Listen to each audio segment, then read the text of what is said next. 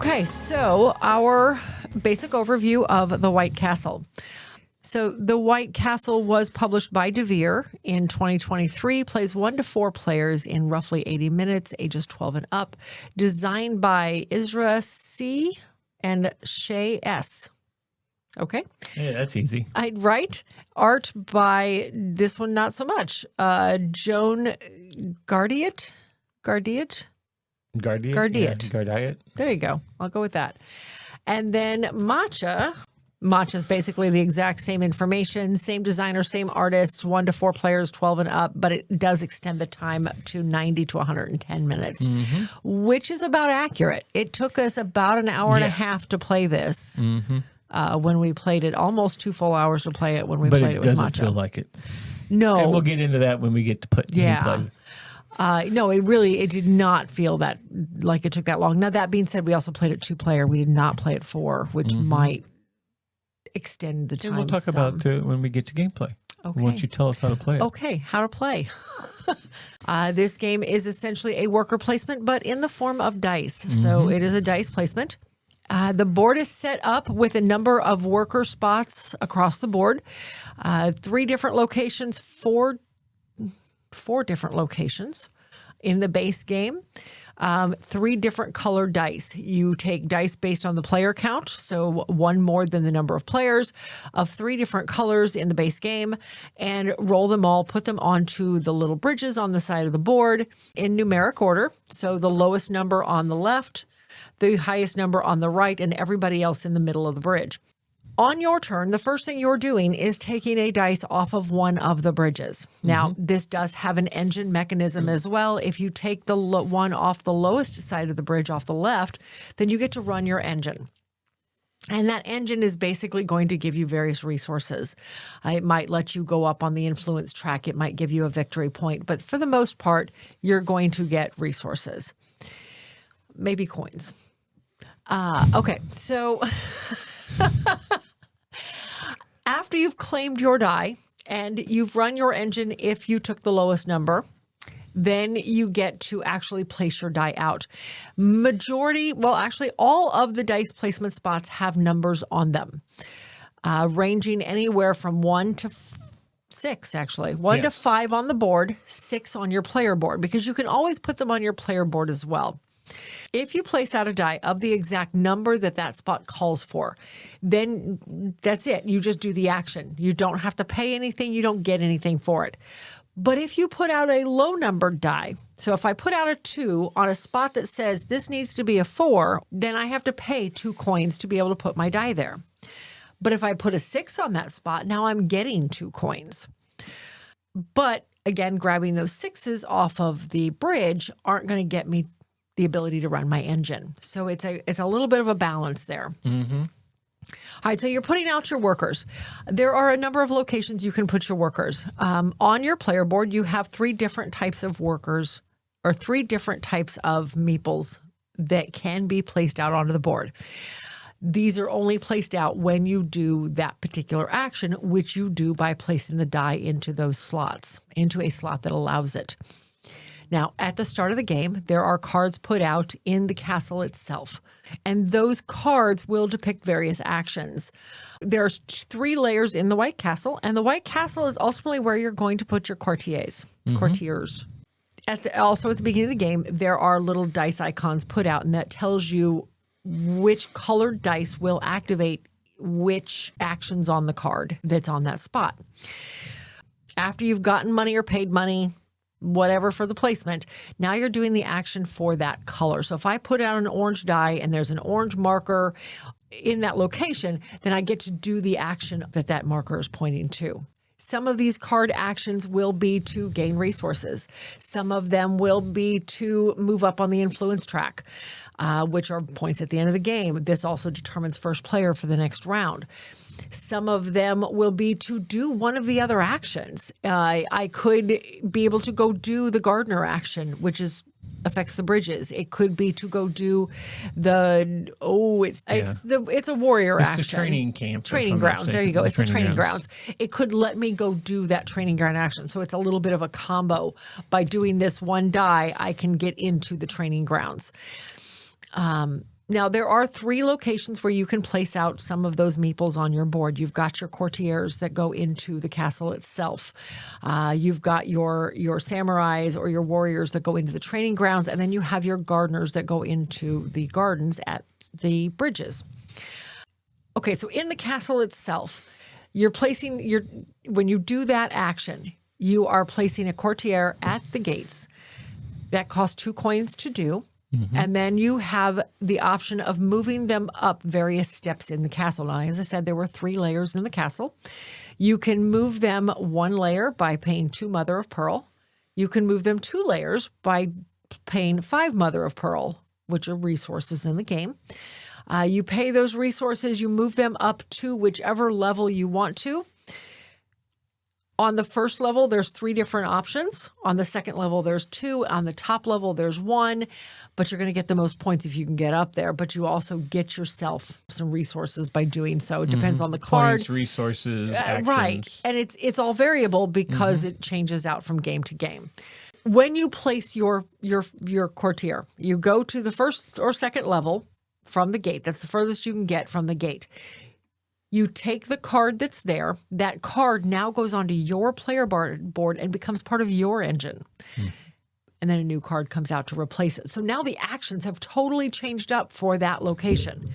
Now that black die, which may have given me 2 mother of pearl earlier, is now giving me 2 iron because the card changed. So that's the castle.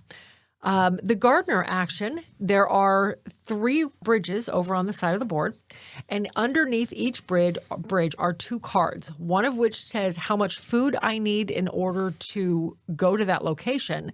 The other half of the card gives an action. It may tell me I get to use one of the white abilities from the castle. It may tell me pay 3 coins and take another gardener action. So there's a total of 6 cards out here, so you can get all 6 of your gardeners out there if you can manage it. You take the action as soon as you place the gardener down, but then at the end of the round, if there are any dice left on that bridge anywhere, you get to take that action again. So it's a little bit of I don't want to see press your luck, but it gives you a reason to avoid taking the last die off of something if you know you're going to get an action out of it. But your opponents may as well. Okay, and the last area is, well, there's actually 2 areas left. There's the training grounds. The training grounds is where you put your warriors. The training grounds have some tokens put on them at the beginning of the game that say, when you put a warrior in this location, I get to do this ability. One of the actions may be to take 2 of the daimyo seals. I think that's how it's pronounced, but 2 of the orange seals. And those orange seals act as a cost for other things throughout the game. They also allow you to move further up the influence track when you get to a blockade.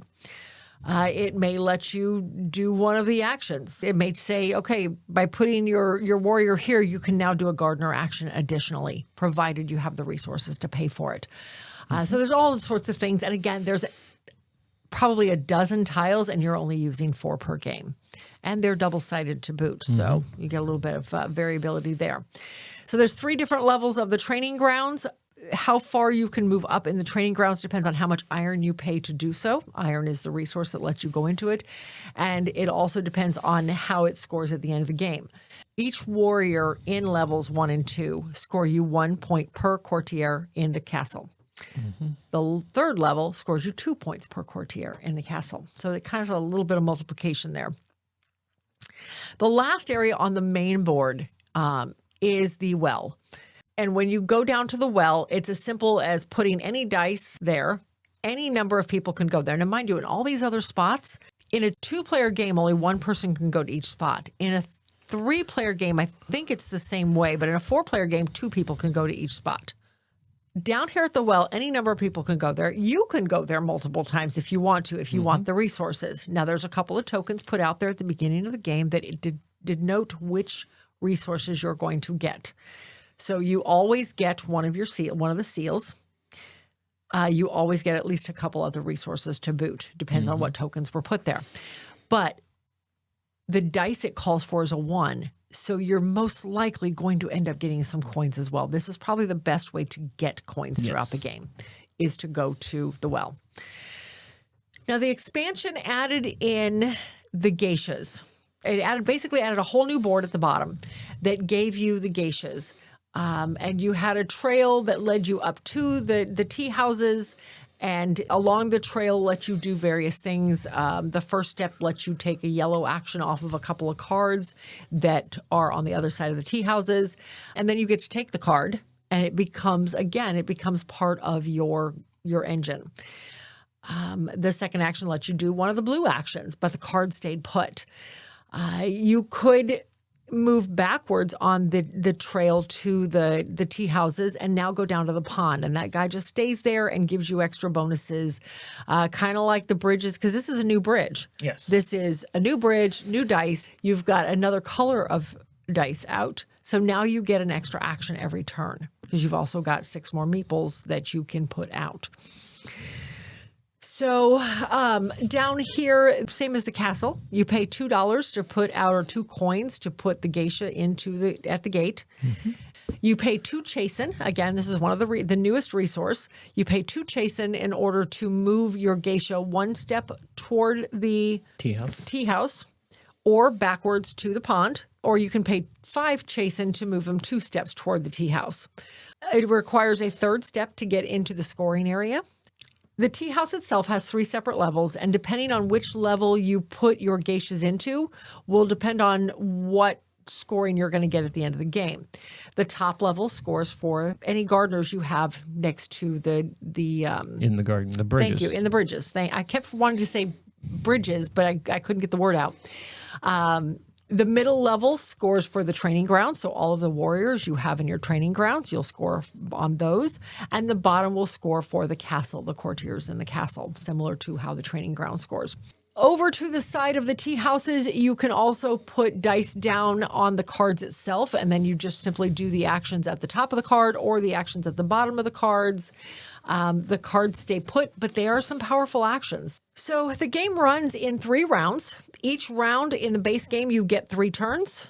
And if you add on the matcha expansion, you get 4 turns per game, or per round. Round. So depending on whether you're playing with the expansion, you only get between 9 and 12 turns for the entire game.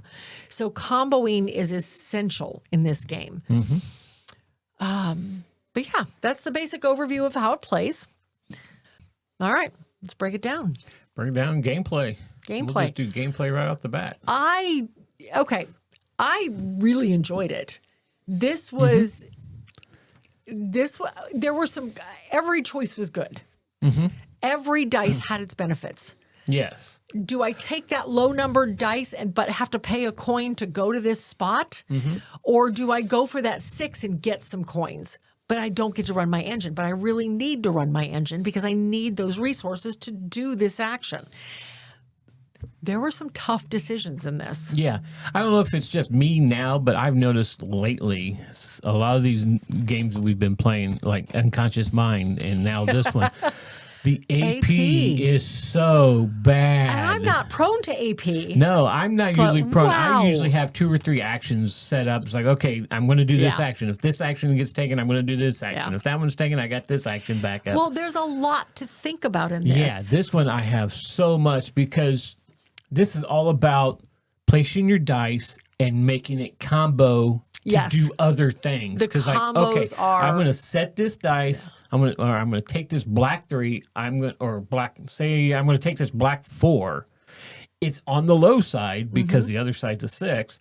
So I get a 1. I get to run my engine, or the well, or whatever it is they actually call it. It's the engine on your board. Yeah, I know. I don't know if it had a special name to it. I will look. Though. You keep talking. I'll look. I get to run that, so I'm going to get some things off of my board as depending on how many cards I have and the icons. I get to run that. I get all that stuff. Now I'm going to place it in the castle to do this action, and this action has 2 different black actions, so I get to do both of them.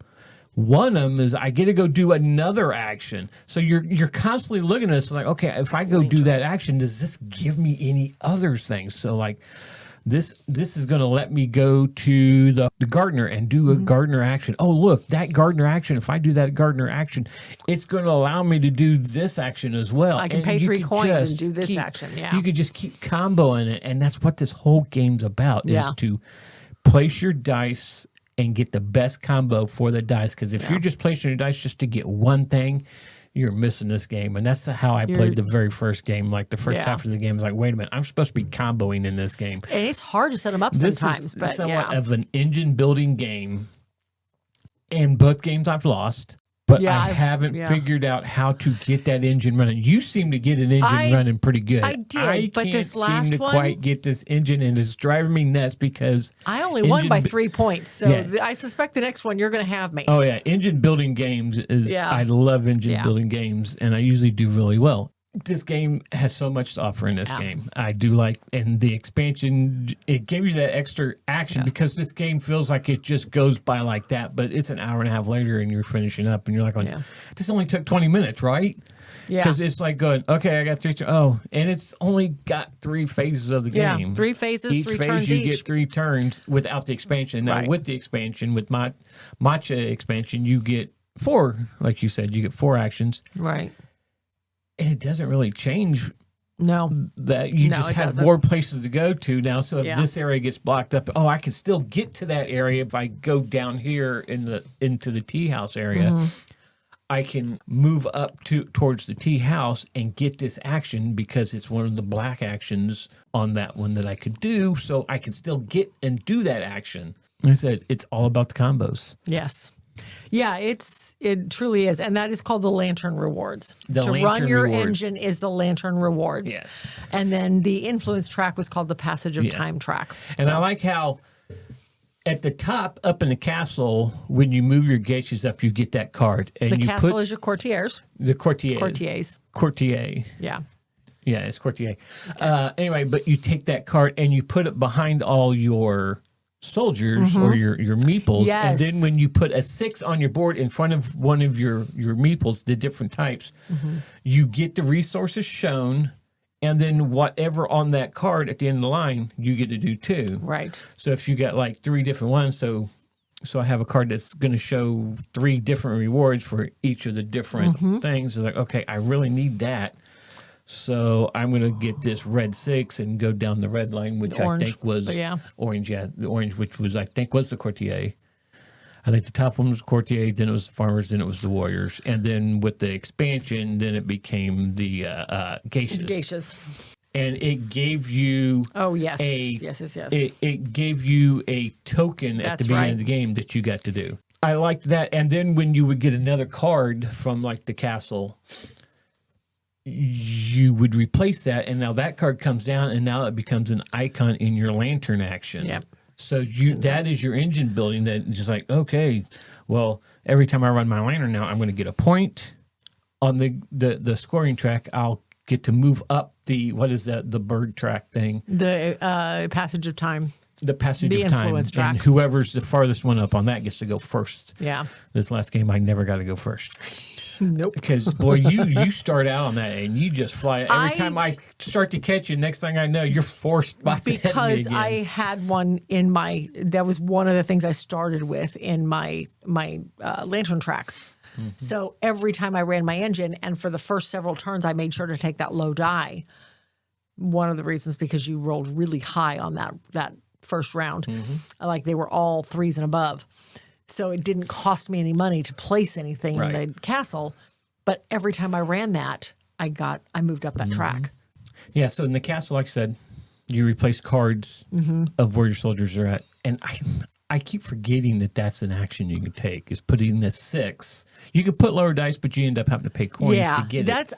But when you get a 6, I'm a lot of times, although there's other places out there that kind of need a 6 to get you some money. Get you some money, though. But that 6 also gets you resources if you put it on your player board. Yes. And then that little extra action. And I keep forgetting to do that. I always forget that, too. Because I think the first game I was thinking, I have to go here to put one of those out. No, you got to go to that action to be able to get one of those out. Yes. You're not putting it out. You're only... As you put them out, you're going to get more resources. As you go across, like the orange one, you would get. You get more food. The courtier, for whatever reason, the courtier gave you food. The farmers gave you steel, and then the warriors gave you mother of pearl. So they didn't give you what you needed for that person. Right. They gave you what you needed for somebody else. And then the geishas actually gave you the chasm. and other things. Chasing, yeah. And if you got farther on some of the other tracks with the newer boards, because with the new expansion gave you newer boards because they had to add the geishas on there. Yeah. It gave you Chasm or Chasm or whatever it's called. What's it called? Chasen. So Chasen? I'm assuming Chasen. Yeah. Correct us if I'm wrong. Yes. Yeah, so down there at the tea house, when you're doing that action, you get to take that card. And again, now it goes automatically straight to your lantern. So you're building when that you do track the yellow action. It's only the yellow action. Is it only the yellow action? Yeah, it's only when you do the yellow action you get to take the card. The blue action you don't. The iconography in this game is great. It really is. Yeah, and it gives you that pamphlet that shows you everything. Yeah. Oh yeah, the back of the book shows you everything. So in the tea house, you go to the second one in, or the first step in past the initial greeting tent, or whatever you want to call it for the geisha house or the tea house. The gate, yeah. The gate, yeah. The first one is the yellow one, and it shows that whichever card you do, you're taking the card, and you're still doing the yellow power, but you get the card as well. Correct. And like I said, and that immediately turns over, and it reveals a new card, that icon, and you get a new card, which means now the actions have changed on the cards. I very much enjoy this one. Yeah, matcha blends in so well. It really does. Because the tea house scores for the different other areas from the beginning game, so you're going to get extra scoring for those areas. It doesn't just tack on more stuff. Don't get me wrong; it did tack on more stuff, but it blends. But it incorporated it blends it the in real original well. Game into it, right? Which is really nice, and I did like that. And it gave you all new player boards. It didn't just give you something to add on to your player board. It literally gave you all new player boards, which was nice. So ease of play. It's pretty easy play because, once you, like I said, it gives you a thing. It tells you what the icons are anyway, and once you get that understood, and understand that it's all about comboing. Yeah, I didn't have any problem with the rule book at all. It's very easy to get to the table, very easy to play. Yes. It doesn't have a really big footprint, but we've only played this at 2 players. I feel like at a larger player count, it's going to take up at least our table. Yeah. It will take up the table. So it's not a small footprint, but it's not huge either. There's not a million boards out. But I think it'd be easy to teach. Yes. And I think it would be even very for easy to newer teach. players that aren't into Euros or anything, it would be easier. I think so. You just got to let them understand what you mean by comboing. Yeah. And kind of give them those little tips. Like this, you've got to know how to do all these combos. Artwork. I like the artwork. Yeah, the artwork. It's very, the game itself blended together. Yeah. Because it looks like where the tea house goes, the gatehouse the trail to the gatehouse kind of flowed right out towards the gatehouse over to where the gate to the tea house is at. Yeah. And then the fields where you have the dice you place down to do different actions on the board just flowed right through. All the artwork flowed very nicely. Everything just came together. It's like they had planned this. Yeah. And if you've ever seen the matcha board, if you look at the bottom, they have, or they could add another expansion to this to add another action, another colored dice, another colored bridge, whatever. But the artwork is continual. It can match up to it. Yes. Game components. I mean, it's all cardboard and wood. The meeples are all wood. I don't know if there's a deluxe version of this. I mean, there are deluxe components you can buy for this in the secondary market. But the even the bridges, you put the bridges together, and they're designed to stay together. They're pretty sturdy for cardboard. They really are. Yeah, they even have that extra support underneath it for the dice. It's crazy because it's a very well engineered bridge. Yes, they did. I think that they're very well put together. The first one I did was a little bit of a pain in the butt to get it together until I figured out, because it tells you, put these on there and these on there, and then this goes together like that. It's like, when you're putting in one side, the other side falls off. So I was like, okay, I'm building the one side, and then I'm putting the other side on. Okay. And it went together. And the only complaint I had about this is when we punched it out, and I think it's the white bridge. Yeah. When I punched it out, it started to rip. It ripped a little bit. So a little bit of Elmer's glue. A little Elmer's glue and some pressure. It's just fine. You can't even tell it now. Yeah. So, and replayability. I feel like the board is designed to be very modular. Yes. It's not a modular board per se, but the cards at the garden, they change out. There's a whole deck of cards, so they're never going to be the same. You're never going to have the same exact 3 options or 6 options. I could see getting more of them. Yes. Which I was surprised that this expansion didn't come. Did it come with I think it added yes, more. it did, because it had some of the stuff for that. It needed to, so it was blended. So the cards that go into the castle itself, again, all 6 different cards on there. Each one is changes out throughout the game, And not Matcha just came at the with more beginning cards of the for game. that too. Right, it changes out throughout the game. The tokens that indicate the dice color, again, those are all random. Yes. So and then you're putting a majority of them out in the castle, and then there's 2 left over, and those 2 flip over and go into the well and become the resources in the well. Yes. Again, they're always going to be different. Yeah, the little tokens in the training grounds are 2-sided. One side's blue, one side's yellow, so those could be mixed up. Yep. So you're never going to have that same combination every game for the actions in there. I feel like all of what you get for your actions are all token based. And are going to change up from game to game. Yes. So I feel like the replayability is good. There's always going to be different combos available. There's always going to be different things to do. Your actions are going to get you different stuff. Never mind the dice roll, which is always variable anyway. Yeah. And even the beginning stuff you get at the game is there's no way you're going to have the exact same setup every time. Right. It's going to be, because it's 2-3 different cards. 2 cards. 2 cards and a tile. And a tile. That go for if you're playing with the matcha, expansion from the matcha expansion. Yes, that is what you get for the geishas. Yeah, and then some of the cards will give you a starter icon for your lantern action. Right. Which is your engine, like we said, though. Yeah. So final thoughts. I love it. Yeah. I've heard good things all along. Honestly, some of DeVere's other games have been like, I'd heard good things about them too, and you play them a half a dozen times, and I'm done with them. I could see playing this one quite a while. I've heard really good things about it. I wish we'd bought it earlier. Yeah, I really agree. like When this one first came out, everybody was talking about it. I was like, going, is it the hype? Yeah. Are they just hyping this up, and it's one of those that, okay, nope, it's fine. No, this one owned up to its hype. It did. And like you said, I really wish we'd picked this up earlier, because I could have been playing it more than I have now. We've only gotten 2 gameplays of this, one with the base game, one with the expansion, and I really want to get this back out. I want to teach this to some people. I want to teach this to Justin and Jackie, because I think they would both like it. I bet they would. This is a game that I think will come off our shelf quite a bit. I think so too. Well, especially once we get done with playing through our collection, we got to get those games played. Well, first, we haven't played the W's yet. We can pull it back off when we get to the W's. We'll play it again for that. Play it twice. We have to play it for base game and for the expansion again. Okay. Yeah, I would definitely suggest you guys, if you've never played this, play this game. Great game. Yes. Especially if you like dice placement games, which I like. I do too.